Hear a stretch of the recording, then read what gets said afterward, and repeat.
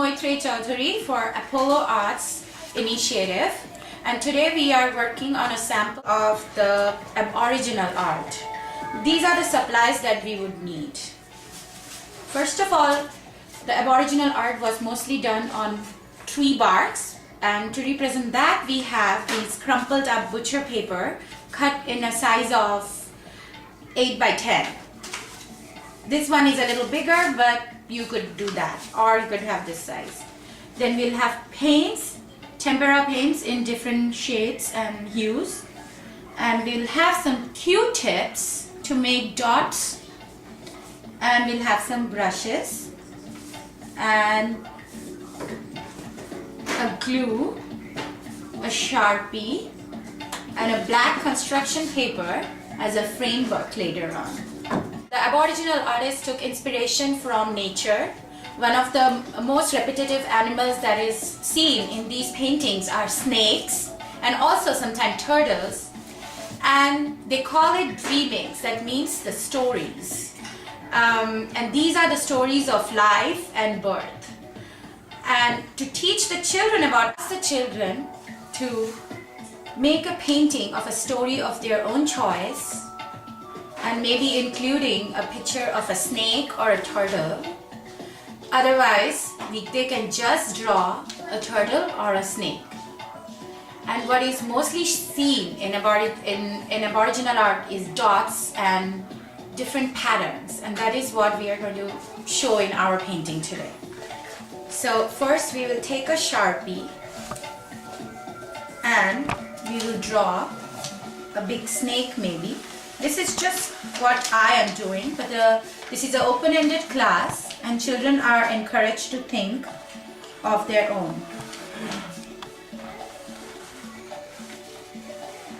Sharpie keeps the line dark and it helps the children to focus on the painting style later on. And maybe a turtle, or maybe just a tree.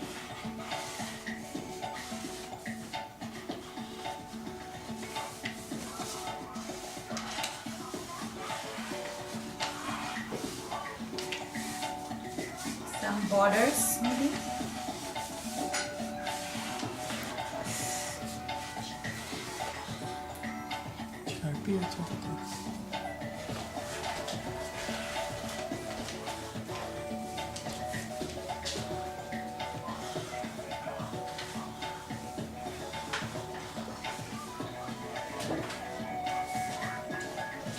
This is my initial drawing.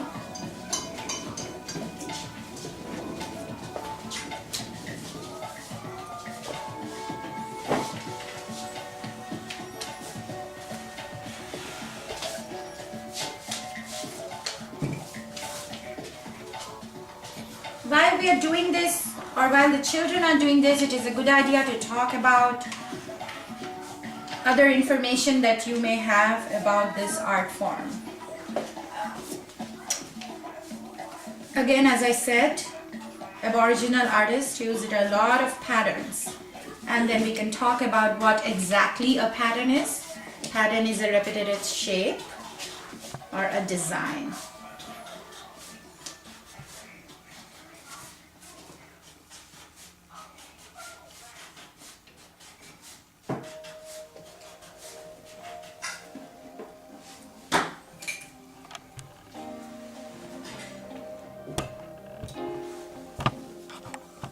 Children are free to use any color they want. I fill in some of the shape with flat color, but it's not necessary. The whole painting could also be done in dots.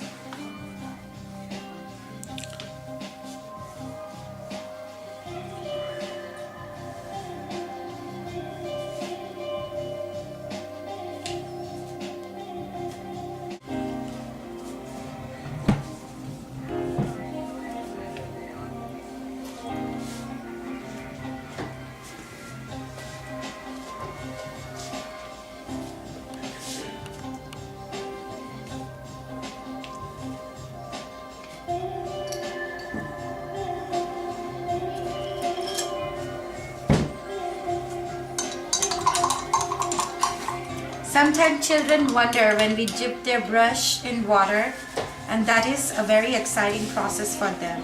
And we must listen to them when they show their excitement as they mix the colors.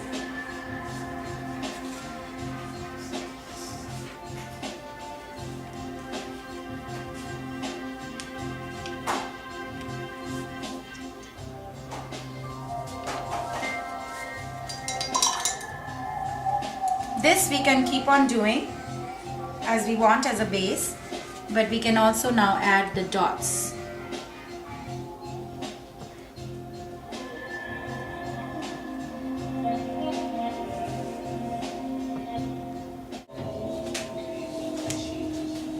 I'm adding these colors very randomly.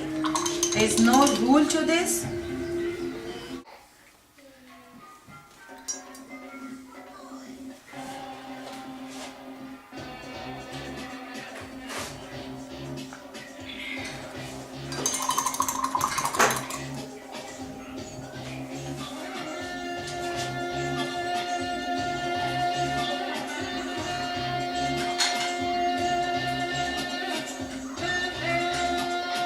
As you can see, the one thing that I'm repeating constantly is the dots.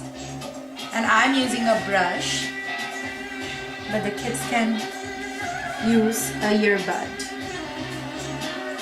as kids love using new tools.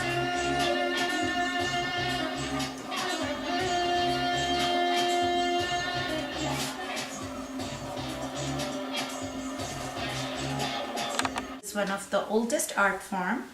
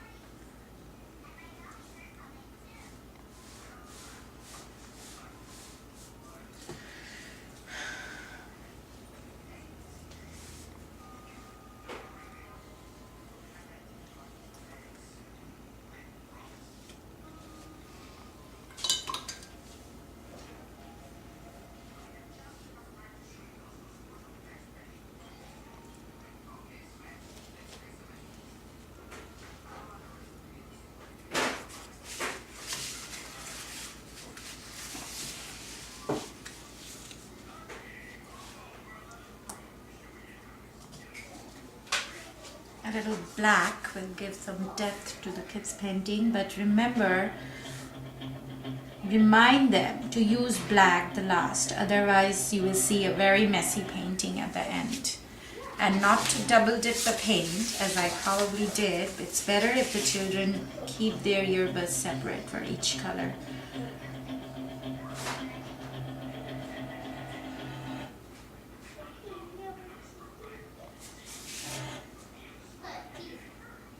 The children are working in group, you can give them the paint. One paint for each two kids is a good idea. If you give it to for the whole table, it is hard for them to work.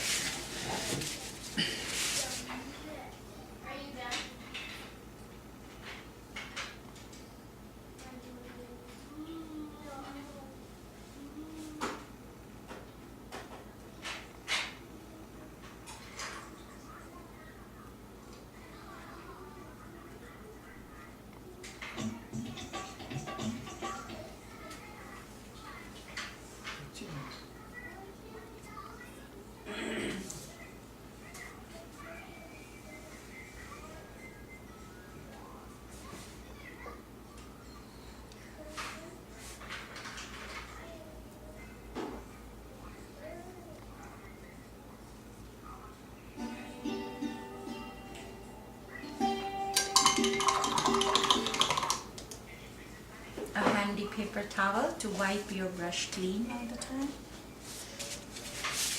The white is something I use as a last paint.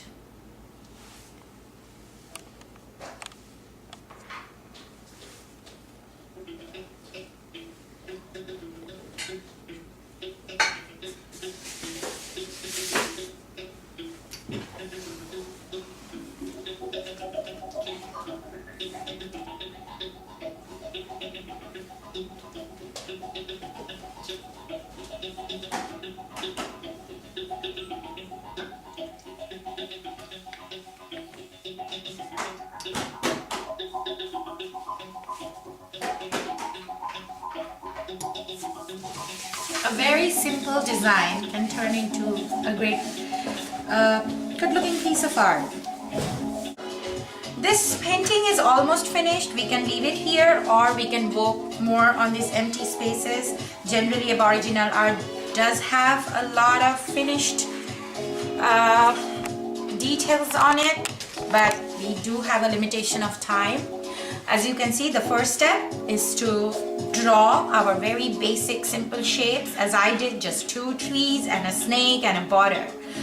And then the next step is just filling the colors, doing some patterns and designing, and simultaneously talking about what is a pattern, what is dreaming, what are the details about Aboriginal art. Just keep talking to the children and they would be processing this while they are painting. And once this is finished and it's almost dry, we can stick this on a bigger construction paper to make a great presentation for them.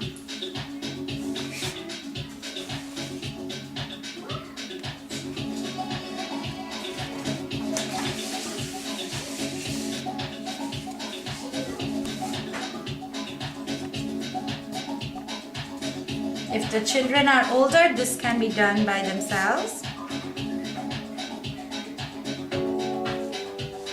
Otherwise, they may need your assistance.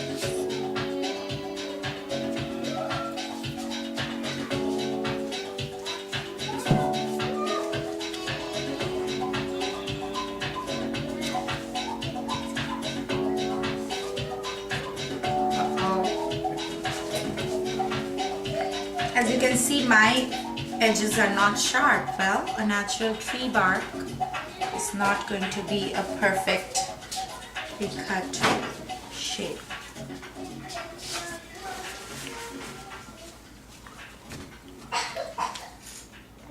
The gluing may be finalized in your next class. Hopefully there will be space for these art to be kept at a drying rack for a week. And I encourage children not to write their names directly on their artwork because it takes away the attention from the art. It's a great idea to stick their names in the back on a label, or since it's a black paper, maybe a colored pencil would work. And to keep these 2 sides of the black as possible. Or another idea is to hide their name in their painting like this.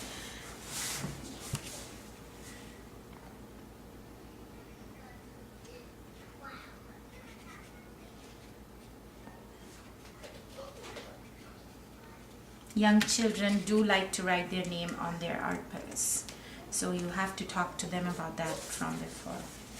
So here is our Aboriginal art piece in a childlike representation.